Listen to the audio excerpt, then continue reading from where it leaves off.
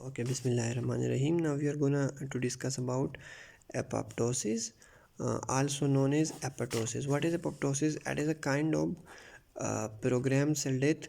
मैंने इससे पहले निक्रोसिस पे वीडियो अपलोड की. इसके अलावा differences between apoptosis and necrosis पे एक वीडियो हो चुकी है. Now apoptosis is a program cell death. Remember, program mean लफ्ज़ प्रोग्राम है, इसका मतलब है कि ये हमारे पास या तो फिजियोलॉजिक होगा, it may be also pathologic, it may be also pathologic depending upon the situation.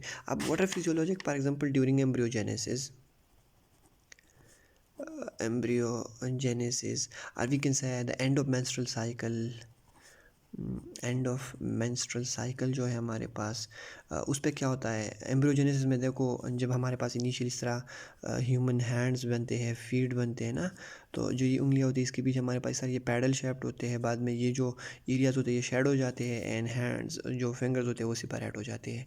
Endometrium हमारे पास जब हार्मोनल सपोर्ट होता है तो थिक होता है. At the end of menstrual cycle जब वो हार्मोनल सपोर्ट इनहिबिट हो जाता है तो वो शेड कर जाता है. सिमिलरली पैथोलॉजिक स्टेट में हो सकती है, डीएनए डैमेज में हो सकती है, DNA damage and only very certain type of viral infection, few types of viral infection में हो सकता है.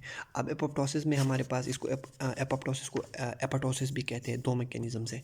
नंबर फर्स्ट जो है इसको हम कहते हैं इधर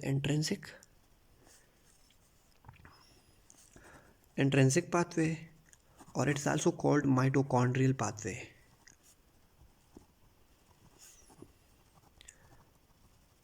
बिफोर डिस्कसिंग दैट पाथवे हम नॉर्मल सेल डिस्कस करते हैं कि नॉर्मल जब सेल को प्रॉपर ग्रोथ फैक्टर्स मिल रहे हो, जब सेल को प्रॉपर हार्मोनल नरिशमेंट मिल रही हो, जब डीएनए में डैमेज नहीं हो, प्रोटीन में डैमेज नहीं हो, तो तब सेल की क्या सिचुएशन होती है.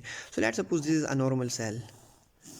इसको हमारे पास यहाँ पे सपोर्ट मिल रही है, that is any kind of support. You can say this is hormonal और प्रॉपर ग्रोथ फैक्टर्स आ रहे हैं, क्योंकि जब प्रॉपर ग्रोथ फैक्टर आते हैं तो हमारे पास दो चीज़ें बनाते हैं. That we will discuss later. Now let's suppose this is mitochondria.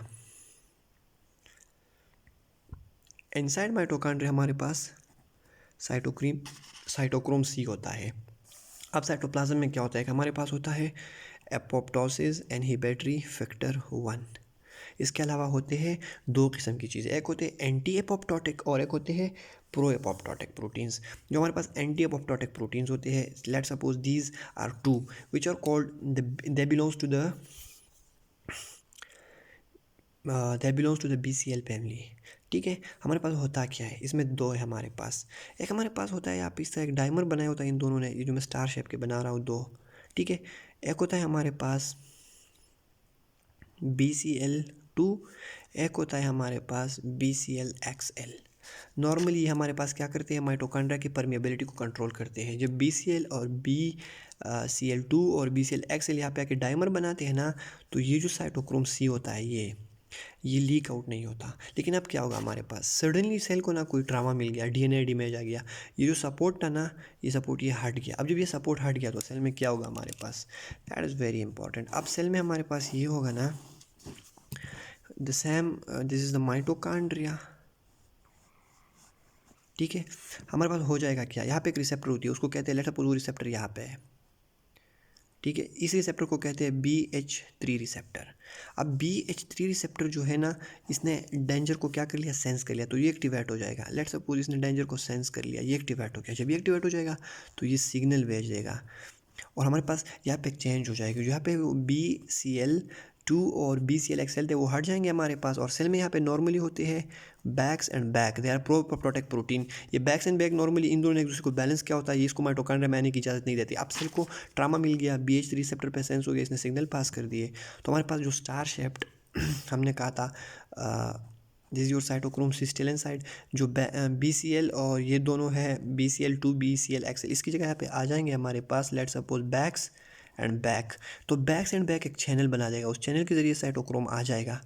तो जब ये साइटोक्रोम C साइटोसोल में आ जाएगा, ये एंटी एपोप्टोटिक फैक्टर के साथ कंबाइन होगा, और दीगर plus other pro apoptotic, and they will activate caspases. अब कैस्पेसिस कैसे एक्टिवेट होंगे, now if it is the intrinsic pathway, so what happens if it is the intrinsic pathway, there occur any damage, This damage is sensed by, we know that this damage is sensed by BH3 receptor. Formation of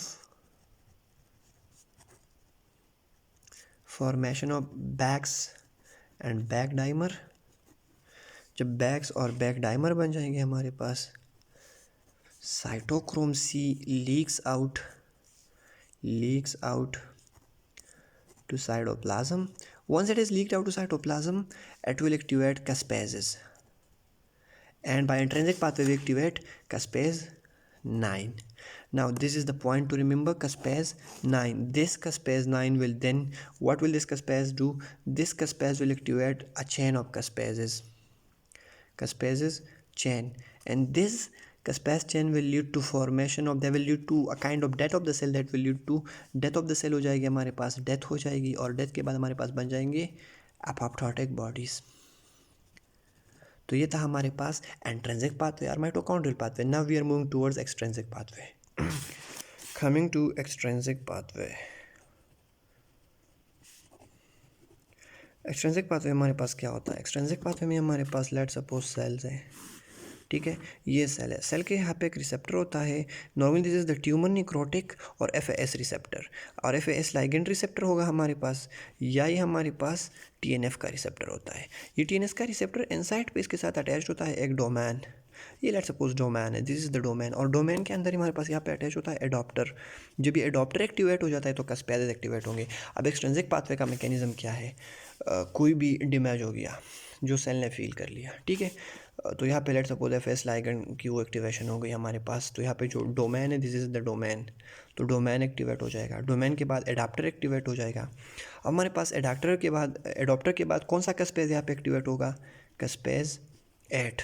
जब caspase 8 activate हो जाएगा और chain of कैस्पेजेस activate हो जाएगा, chain of कैस्पेजेस, और ये chain of caspase हमारे पास apoptotic body बना लेगा, एपोप्टोटिक बॉडी. और जब एपोप्टोटिक बॉडी बन जाएंगे हमारे पास, एपोप्टोटिक बॉडीज जब हमारे पास बन जाएंगे ना, तो दीज एपोप्टोटिक बॉडीज, अब ये apoptotic bodies they will be finally phagocytosed.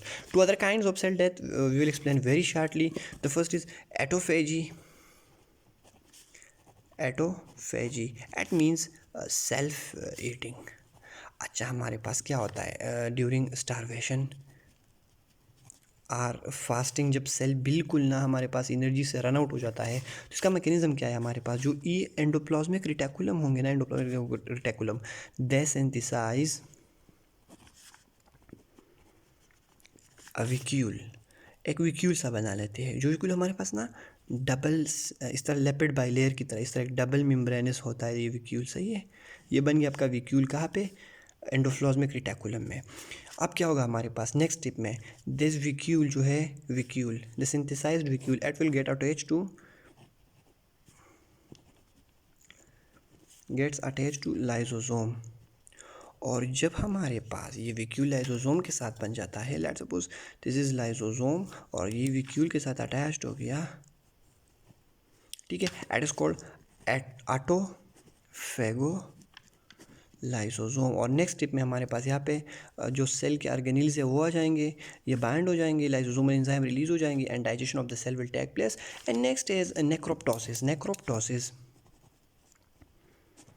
नेक्रोप्टोसिस में हमारे पास सेल डेथ की जो रीज़न होती है वो एपोप्टोटिक रीज़न होती है, जिस तरह DNA डैमेज एटसेट्रा है. लेकिन हमारे पास pathway of death as necrosis, it shows feature of both apoptosis and necrosis, it is called नेक्रोप्टोसिस.